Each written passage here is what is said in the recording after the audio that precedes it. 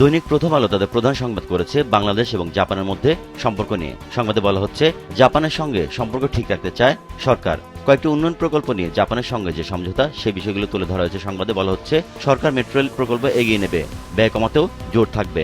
বিমানবন্দরের third terminal পরিচালনা করবে জাপানি কোম্পানি। জাপানি ঋণের সুদের হার কমাতে অর্থমন্ত্রী চিঠি দিয়েছেন, সে বিষয়টি উল্লেখ করা হচ্ছে সংবাদে। 5 দিনের সফরে ঢাকা আসছেন জাইকার প্রেসিডেন্ট। সংবাদে বলা হচ্ছে, অন্তর্বর্তী সরকারের সময় একাধিক প্রকল্প নিয়ে জাপানের সঙ্গে বাংলাদেশে যে টানাপোড়েন তৈরি হয়েছিল তা দূর করতে চায় বিএনপি সরকার। দৈনিক প্রথম আলোর আরেকটি সংবাদ উগ্রবাদীদের সক্রিয়তা নিয়ে। সংবাদে বলা হচ্ছে, নজরদারি শিথিল, সক্রিয় হওয়ার চেষ্টা উগ্রপন্থীদের। গত বছরের 26 ডিসেম্বর কেরানীগঞ্জে যে বিস্ফোরণ হয়েছিল, সেই বিস্ফোরণের ঘটনা নিয়ে সংবাদটি করা হয়েছে। বলা হচ্ছে, ঢাকার কেরানীগঞ্জের হাসনাবাদ হাউজিং এলাকার একটি বাড়িতে গত 26 ডিসেম্বর সকাল 10:30টার দিকে বিকট শব্দে বিস্ফোরণের ঘটনা ঘটে। উম্মুলকুরা ইন্টারন্যাশনাল মাদ্রাসা নামে বাড়িটি ভাড়ানো হয়েছিল। বিস্ফোরণের তীব্রতায় বাড়িটির চারপাশের দেয়াল ও ছাদের একাংশ ধসে পড়ে। সংবাদে তদন্ত সংশ্লিষ্ট সূত্র ধরে বলা হচ্ছে, এই ঘটনায় যাদের গ্রেপ্তার করা হয়েছিল তার সবাই আইএস মতাদর্শী উগ্রপন্থী সংগঠন নব্য জিএমবি সদস্য। তাদের মধ্যে শেখ আলামিন, অলিউল্লাহ জনি ও শাহিনুর আবু বকর অতীতেও উগ্রবাদী তৎপরতায় জড়িত থাকার অভিযোগে গ্রেপ্তার হয়েছিলেন। দৈনিক যুগান্তর তাদের প্রধান সংবাদ করেছে ঢাকার আন্ডারওয়ার্ল্ড নিয়ে। সংবাদে বলা হচ্ছে, পুরস্কার ঘোষিত সেই 23 শীর্ষ সন্ত্রাসী কোথায়। তথ্য তুলে ধরে বলা হয়েছে, পলাতক আছেন 11 জন, জামিনে 4 জন, মারা গেছে 5 জন, কারাগারে 3 জন। সংবাদে বলা হচ্ছে, ঢাকার যে শীর্ষ সন্ত্রাসীরা রয়েছেন তাদের ছত্রছায়ায় আজও অস্থির ঢাকার অপরাধ জগৎ। দৈনিক যুগান্তরের একটি প্রধান সংবাদ বিদ্যুতের দুর্ভোগ নিয়ে। সংবাদে বলা হচ্ছে, বিদ্যুতের এত দুর্ভোগ কেন?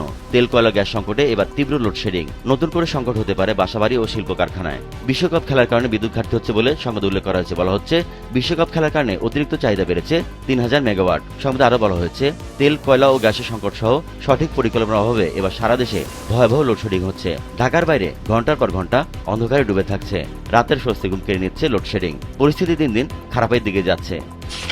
দৈনিক কালের কণ্ঠ তাদের প্রধান সংবাদ করেছে শিল্প কারখানায় গ্যাস সংকট নিয়ে। সংবাদে বলা হচ্ছে, চাকা ঘুরছে না 550 কারখানায়। কারণ হিসেবে গ্যাস খাতে সমস্যা তুলে ধরে বলা হয়েছে, সংযোগ মিলছে না অর্থনৈতিক অঞ্চলের শিল্প প্রতিষ্ঠানেও। অনেক কারখানা সংযোগ পেয়ে গ্যাস পাচ্ছে না। থমকে আছে শিল্পায়ন, ঝুঁকিতে বিনিয়োগ ও কর্মসংস্থান। দৈনিক গ্যাসের মোট চাহিদা 4000 মিলিয়ন ঘনফুট। গত শনিবার সরবরাহ করা হয়েছে মাত্র 2704 মিলিয়ন ঘনফুট। বর্তমানে দৈনিক গ্যাসের ঘাটতি 1300 মিলিয়ন ঘনফুট। সংবাদে বলা হচ্ছে, গ্যাস সংযোগের জন্য বিতরণ কোম্পানির কাছে 1008টিরও বেশি আবেদন জমা পড়েছে। জ্বালানি মন্ত্রী একটি বক্তব্য তুলে ধরা হয়েছে। সংবাদে বলা হচ্ছে, শিল্পে গ্যাস সংযোগ দেওয়ার বিষয়ে চূড়ান্ত সিদ্ধান্ত হয়নি।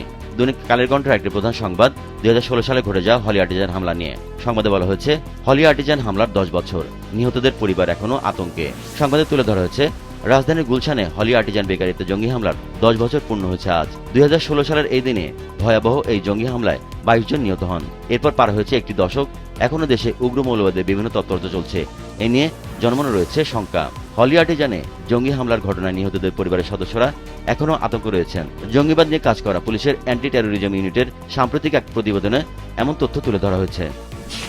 দৈনিক সমকাল তাদের প্রধান সংবাদ করেছে ডেঙ্গু পরিস্থিতি নিয়ে। বলা হচ্ছে, ডেঙ্গুর বড় ঝুঁকি নিয়ে শুরু হলো জুলাই। 2026 সালের জানুয়ারি থেকে জুন পর্যন্ত ডেঙ্গু পরিস্থিতি তুলে ধরা হয়েছে। বলা হচ্ছে, জানুয়ারিতে আক্রান্ত হয়েছিল 1629 জন, মারা গেছে 2 জন। ফেব্রুয়ারিতে 409 জন, মারা গেছে 2 জন। মার্চে 350 জন আক্রান্ত, মারা গেছে 1 জন। এপ্রিলে 640 জন আক্রান্ত। মে মাসে 715 জন আক্রান্ত, মারা গেছে 1 জন।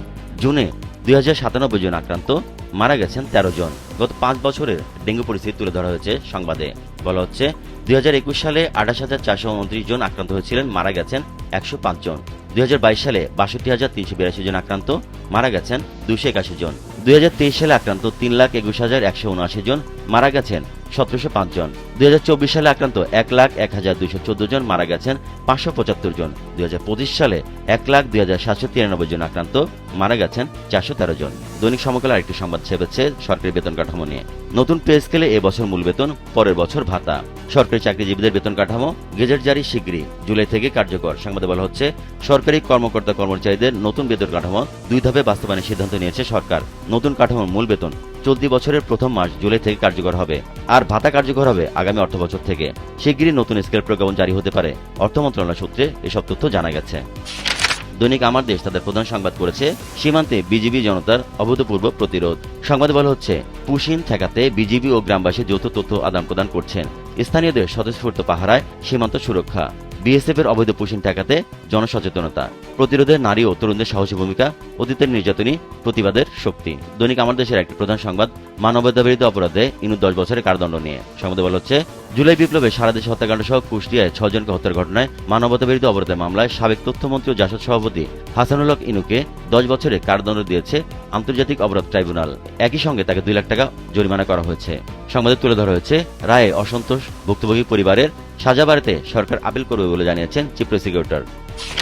দৈনিক দেশপন্থা তাদের প্রধান সংবাদ করেছে, সম্প্রতি সারা দেশের বিভিন্ন রাস্তায় কালেমাখচিত যে সাদা পতাকা টানানো হয়েছে সেটি নিয়ে বলা হচ্ছে, সাদা পতাকার আড়ালে অশান্তির ছক, উগ্রবাদের শঙ্কা পুলিশের সবকটি ইউনিটকে বিশেষ চিঠি, উস্কানিদাতাদের তথ্য গোয়েন্দা টেবিলে, 24 ফেসবুক আইডি শনাক্ত।